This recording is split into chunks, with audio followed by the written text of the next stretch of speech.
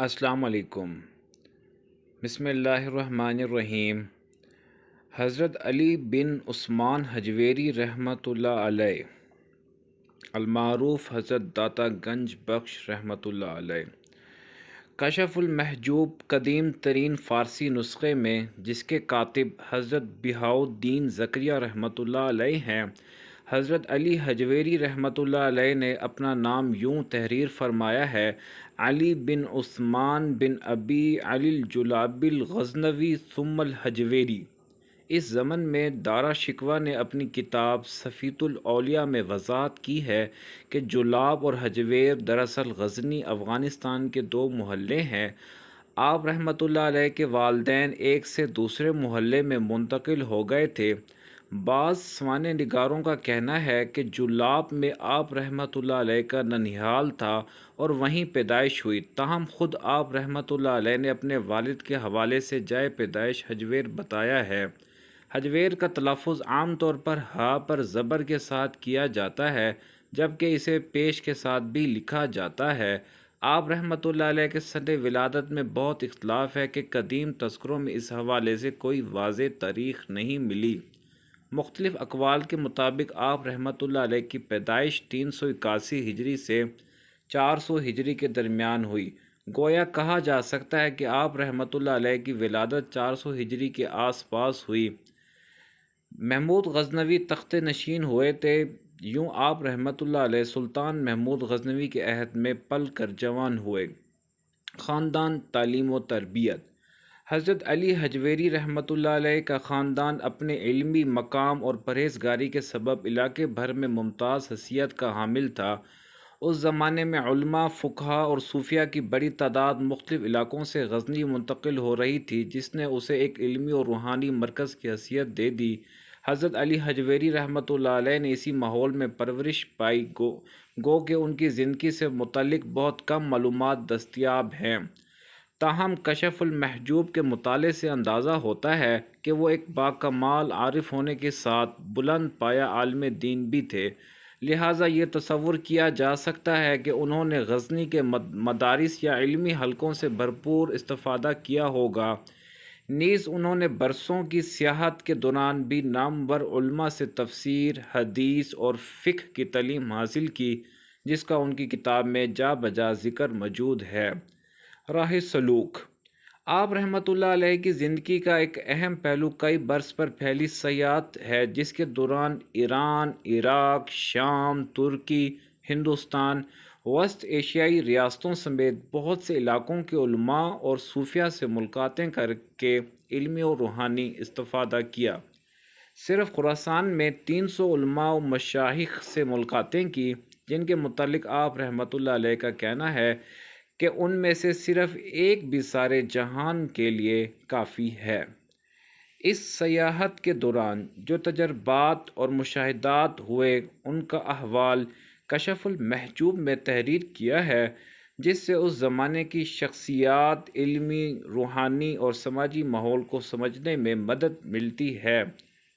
آپ رحمۃ اللہ علیہ نے حضرت ابو الفضل محمد بن حسن خطولی رحمۃ اللہ علیہ سے بیعت کی، جو دمشق کے قریب ایک پہاڑی گاؤں میں مقیم اور حنبلی مسلک سے تعلق رکھنے والے نامور بزرگ تھے۔ واضح رہے، حضرت علی حجویری رحمۃ اللہ علیہ حنفی مسلک کے پیروکار تھے۔ اس سے بزرگان دین میں مسلکی رواداری کا اندازہ لگایا جا سکتا ہے۔ شیخ خطولی رحمۃ اللہ علیہ صرف 2 واسطوں سے حضرت جنید بغدادی رحمۃ اللہ علیہ کے سلسلے سے تعلق رکھتے تھے کہ وہ حضرت شیخ ابو الحسن حضرمی رحمۃ اللہ علیہ کے مرید تھے، اور وہ حضرت ابو بکر شبلی رحمۃ اللہ علیہ سے بیعت تھے، جو حضرت جنید بغدادی رحمۃ اللہ علیہ کے خلیفہ تھے۔ نیز آپ رحمۃ اللہ علیہ نے حضرت ابو القاسم عبد الکریم بن حوازن شافی رحمۃ اللہ علیہ، شیخ ابو العباس اشقاقی رحمۃ اللہ علیہ، ابو عبداللہ محمد بن علی المعروف دستانی بسطامی رحمۃ اللہ علیہ، ابو سعید فضل اللہ بن محمد محیو رحمۃ اللہ علیہ اور ابو احمد مظفر بن احمد بن حمدان رحمۃ اللہ علیہ جیسے علماء اور صوفیاء سے بھی استفادہ کیا۔ لاہور میں آمد۔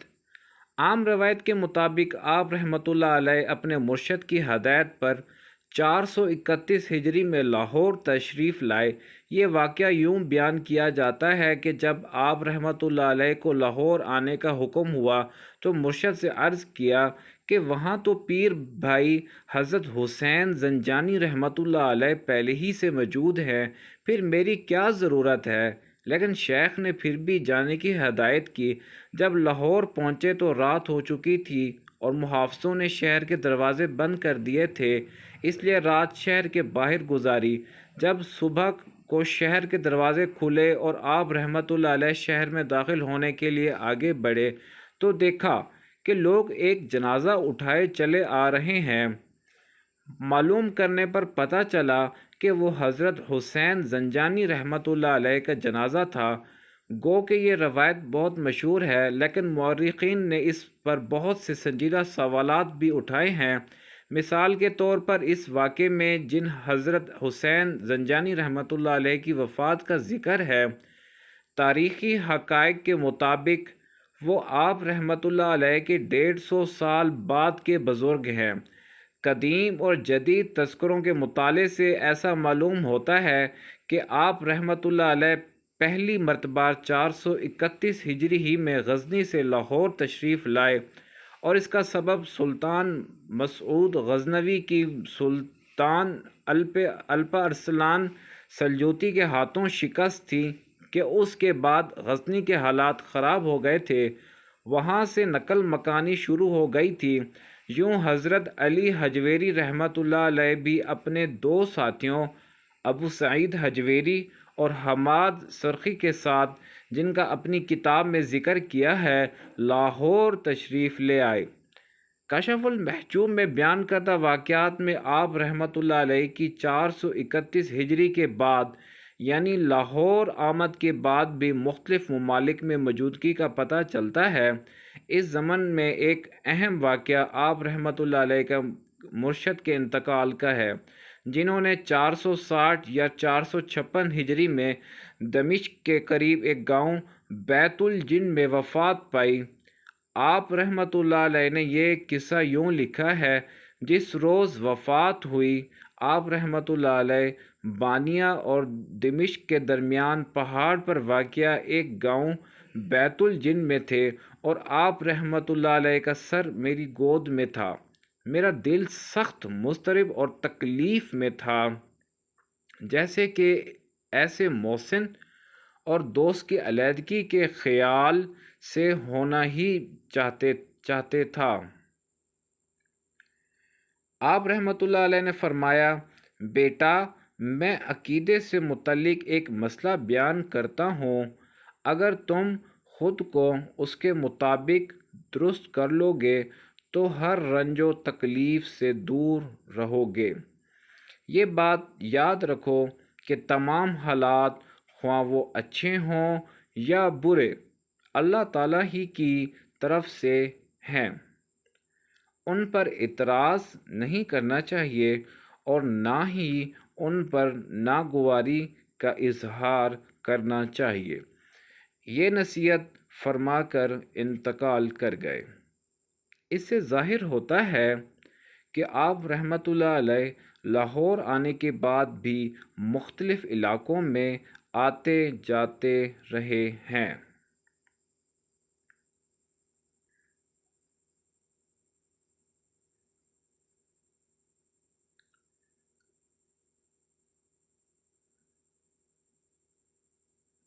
تبلیغی سرگرمیاں: حضرت علی حجویری رحمۃ اللہ علیہ ان 2-3 بزرگوں میں شامل ہیں جو سب سے پہلے لاہور تشریف لائے اور اس ہندو آبادی کے شہر میں اسلام کی شمع روشن کی۔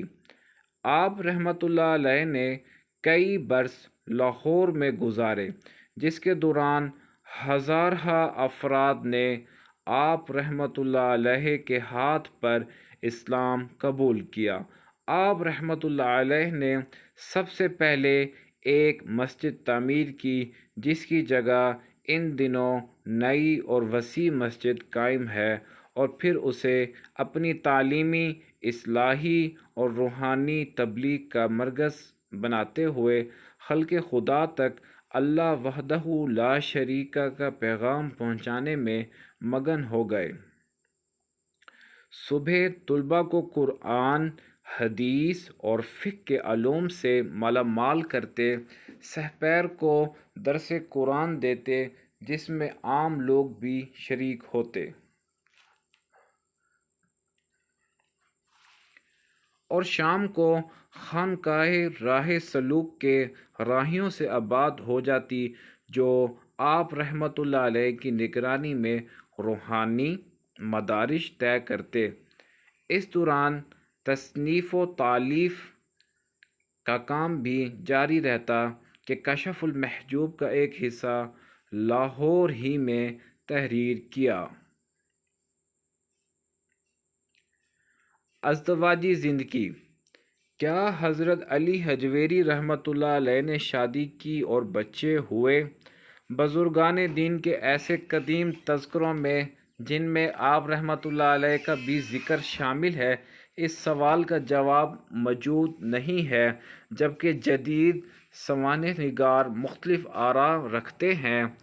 کئی ایک کے مطابق آپ رحمۃ اللہ علیہ رشتہ ازدواج سے منسلک نہیں ہوئے اور تجرد میں زندگی گزار دی، تو دوسری طرف محمد دین فوق نے آپ رحمۃ اللہ علیہ کی 2 شادیوں کا ذکر کیا ہے۔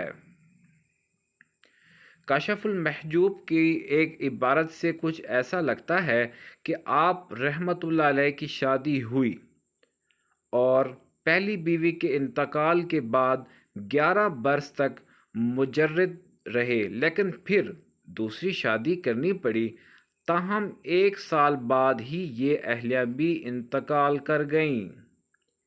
چونکہ آپ رحمۃ اللہ علیہ کی کنیت ابو الحسن ہے، تو اس بنیاد پر کہا جاتا ہے کہ آپ رحمۃ اللہ علیہ کے ہاں کم از کم ایک بیٹے کی ولادت تو پتہ چلتا ہے، تاہم اس بیٹے یا کسی بھی بچے سے متعلق آپ رحمۃ اللہ علیہ نے اپنی کتاب میں کوئی اشارہ تک نہیں دیا۔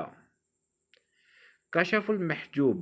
مختلف ذرائع سے حضرت علی حجویری رحمۃ اللہ علیہ کی 9 کتب کے نام سامنے آتے ہیں، تاہم ان میں سے اب ایک ہی کتاب کشف المحجوب موجود ہے، جبکہ آپ رحمۃ اللہ علیہ سے منسوب چند صفحات پر مشتمل ایک رسالہ کشف الاسرار بھی دستیاب ہے۔ آپ رحمۃ اللہ علیہ کو شعر و شاعری سے بھی شغف تھا اور آپ رحمۃ اللہ علیہ کا دیوان بھی تھا، مگر وہ اور دیگر کتابیں سر کے بازوں کے ہتھنے چڑھ گئیں۔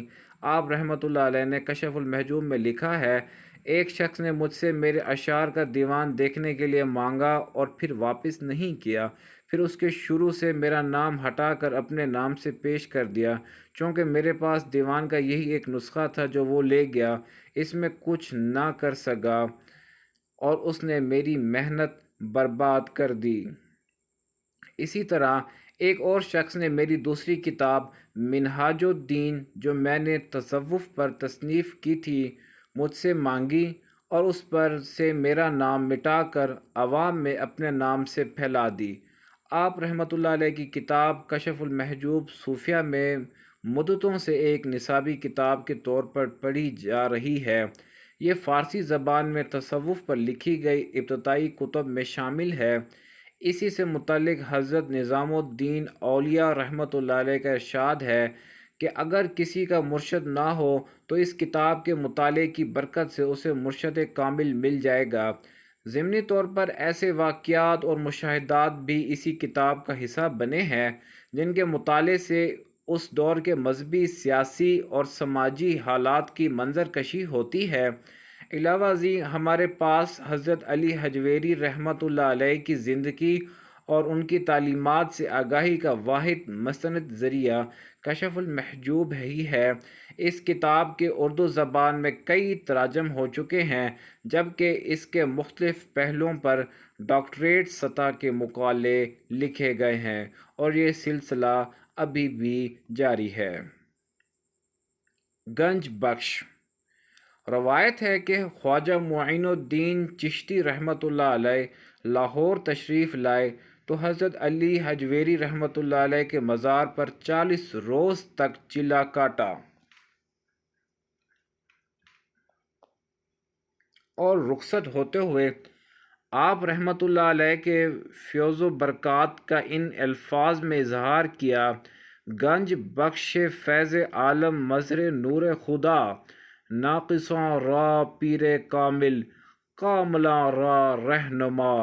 یعنی آپ رحمۃ اللہ علیہ اللہ تعالیٰ کے دیے گئے خزانوں کو عوام میں لٹانے والے، ایک عالم کو فیض پہنچانے والے اور اللہ تعالیٰ کے نور کے مظہر ہیں۔ آپ رحمۃ اللہ علیہ کی ذات ناقصوں کے لیے پیر کامل اور کاملوں کے لیے رہنما کی حیثیت رکھتی ہے۔ کہا جاتا ہے کہ اس کے بعد ہی آپ رحمۃ اللہ علیہ عوام میں گنج بخش کے لقب سے پکارے جانے لگے۔ بعد ازاں اس میں داتا کا بھی اضافہ ہو گیا اور اب آپ رحمۃ اللہ علیہ داتا گنج بخش رحمۃ اللہ علیہ سے معروف ہیں۔ اسی مناسبت سے لاہور کو داتا کی نگری بھی کہا جاتا ہے۔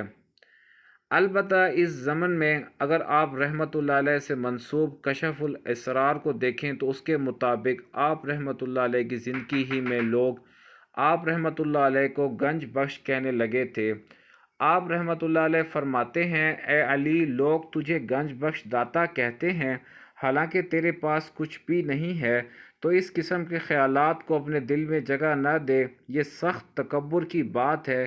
گنج بخش یا رنج بخش صرف اللہ تعالیٰ کی ذات ہے جو مثل ہے جس کی مانند کوئی دوسرا نہیں۔ وفات: گو کہ آپ رحمۃ اللہ علیہ کے صد وفات کے ضمن میں مختلف تاریخیں بیان کی جاتی ہیں، تاہم بیشتر تر سوانح نگاروں نے آپ رحمۃ اللہ علیہ کا سن وفات 465 ہجری تحریر کیا ہے۔